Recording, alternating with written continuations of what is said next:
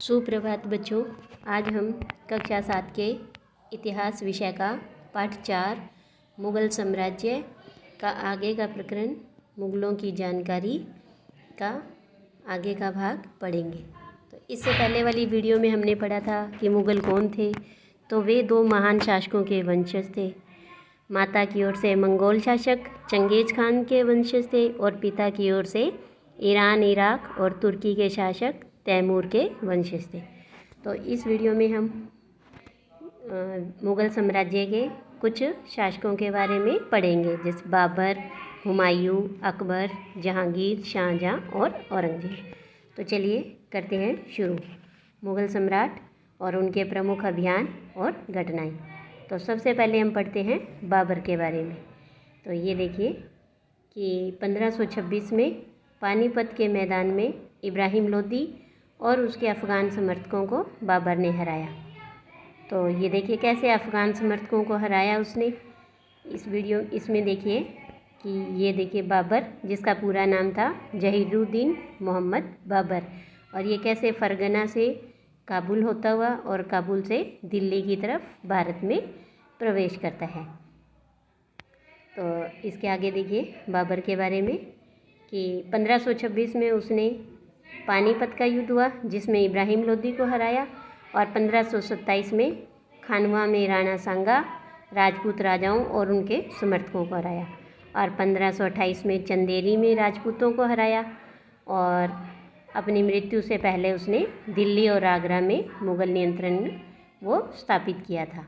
तो ये देखिए, ये रहा, ये दिल्ली यहाँ और यहाँ पर आगरा, और यहाँ पर उसकी मृत्यु से पहले उसका नियंत्रण स्थापित हो चुका था।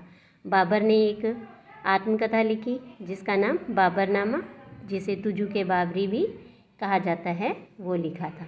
और बाबर का एक युद्ध हुआ था, पानीपत का प्रथम युद्ध 1526 में, जिसमें उसने किसे हराया था? इब्राहिम लोदी को। और बाबर की मृत्यु के बाद कौन गद्दी पर बैठा? हुमायूं, और हुमायूं बाबर का पुत्र था। तो इसका शासनकाल था 1530 से 1540, 1555 से 1556। हुमायूं ने अपने पिता की वसीयत के अनुसार जायदाद का बंटवारा किया। प्रत्येक भाई को एक एक प्रांत मिला। उसके भाई मिर्ज़ा कामरान की महत्वाकांक्षाओं के कारण हुमायूं अपने अफ़गान प्रतिद्वंदियों के सामने फीका पड़ गया। तो शेर खान ने हुमायूं को 2 बार हराया, 1539 में चौसा में और 1540 कन्नौज में। इन पराजयों ने उसे ईरान की ओर भागने को बाध्य किया। ईरान में हुमायूं ने सफ़ाविद शाह की मदद ली और उसने दिल्ली में 1555 पर पुनः कब्जा कर लिया। ये देखिए 1555 में उसने दिल्ली पर पुनः कब्जा किया। ठीक है। उसके बाद परंतु अगले ही वर्ष एक दुर्घटना हुई। क्या कि एक पुस्तकालय की सीढ़ियों से गिरने के कारण उसकी मृत्यु हो गई। और उसकी मृत्यु के बाद अकबर, ये देखिए अकबर है वो मुग़ल सम्राट बना, और वो 13 वर्ष की उम्र में, जब वो बिल्कुल ही छोटे से थे, तो 13 वर्ष की उम्र में अकबर है वो सम्राट बना। उसके शासनकाल को हम 3 अवधियों में विभाजित कर सकते हैं।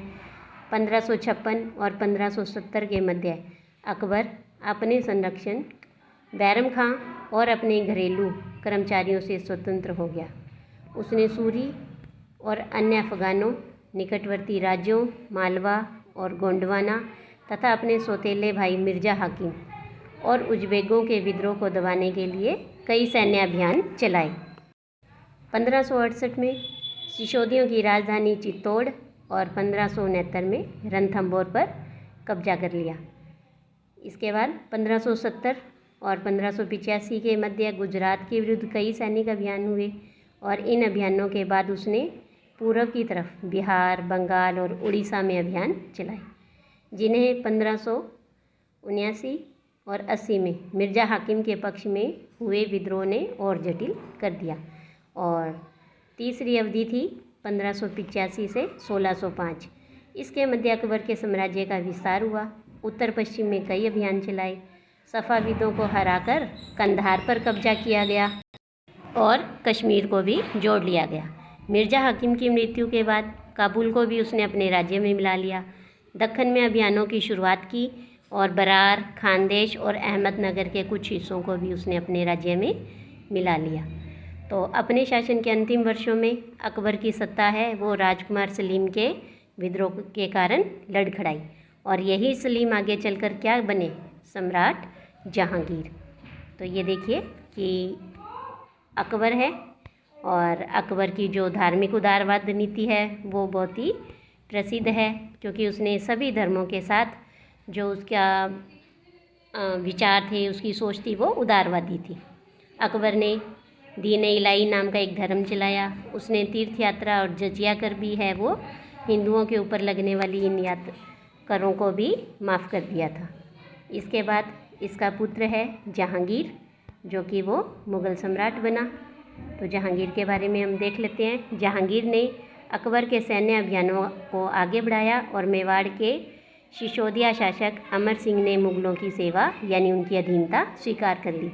इसके बाद सिखों, अहमों और अहमदनगर के खिलाफ अभियान चलाए, लेकिन वे पूर्णतः सफल नहीं हुए। जहांगीर के शासन के अंतिम वर्षों में राजकुमार खुर्रम, जो कि शाहजहाँ का ही नाम है, और ये खुर्रम ही बाद में सम्राट शाहजहाँ कहलाया, इसने भी विद्रोह किया। जहांगीर की पत्नी नूरजहाँ ने शाहजहाँ को हाशिए पर धकेलने के प्रयास किए, लेकिन वो सफल नहीं हुए।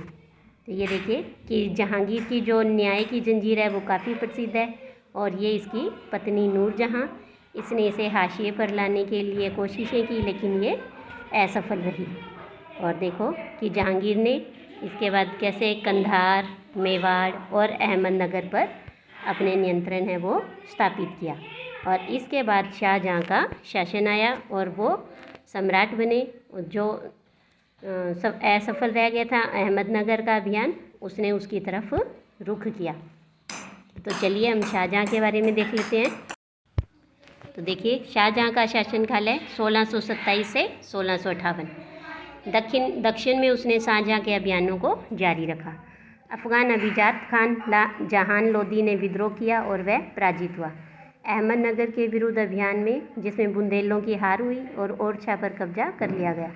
उत्तर पश्चिम में बल्ख पर कब्जा करने के लिए उज़्बेकों के विरुद्ध अभियान हुआ, जो असफल रहे। परिणाम स्वरूप जो कांधार है वो सफ़ाविदों के हाथ में चला गया, और 1632 में अंततः अहमदनगर को मुग़लों के राज्य में मिला लिया गया, और बीजापुर की सेनाओं ने सुलह के लिए निवेदन किया। तो इसके बाद देखिए क्या हुआ कि पहले ये देख लेते हैं हम कि 1657 और 58 में शाहजहाँ के पुत्रों के बीच उत्तराधिकार को लेकर झगड़ा शुरू हो गया। इसके 3 पुत्र थे, औरंगजेब, दारा और शिको।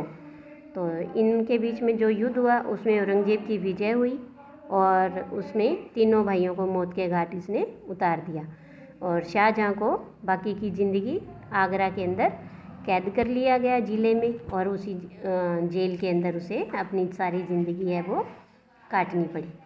और ये देखिए कि जो शाहजहाँ हैं वो वास्तुकला के लिए काफ़ी प्रसिद्ध है। उसने काफ़ी कुछ भारत के अंदर निर्माण करवाए। ये जामा मस्जिद, लाल किला और ताजमहल, जो कि उसने अपनी पत्नी नूरजहाँ मोहम्मद के याद में बनवाया था। मुमताज़ के याद में बनवाया था।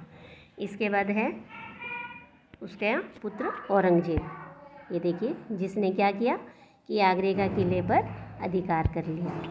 और इसके बाद हम देख लेते हैं औरंगजेब के बारे में कि 1663 में उत्तर पूर्व में अहोमों की पराजय हुई, परंतु उन्होंने 1680 में पुनः विद्रोह किया।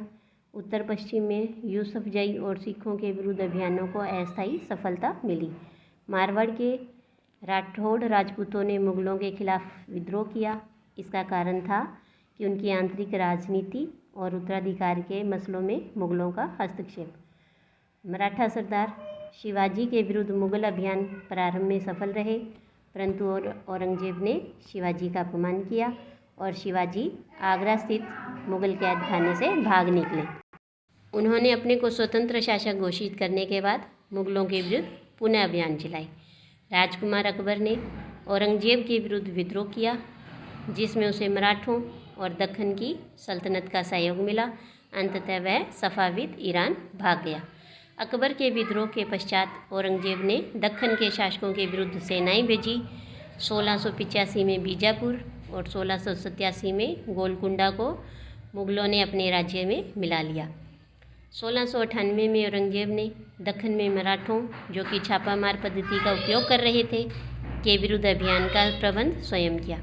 औरंगजेब को उत्तर भारत में सिखों, जाटों, सतनामियों और उत्तर पूर्व में अहमों और दक्खन में मराठों के विद्रोह का सामना करना पड़ा और उसकी मृत्यु के बाद उत्तराधिकार के लिए युद्ध शुरू हुआ। उत्तराधिकार के बारे में हम अब अगली वीडियो में पढ़ेंगे। आज के लिए इतना ही। धन्यवाद।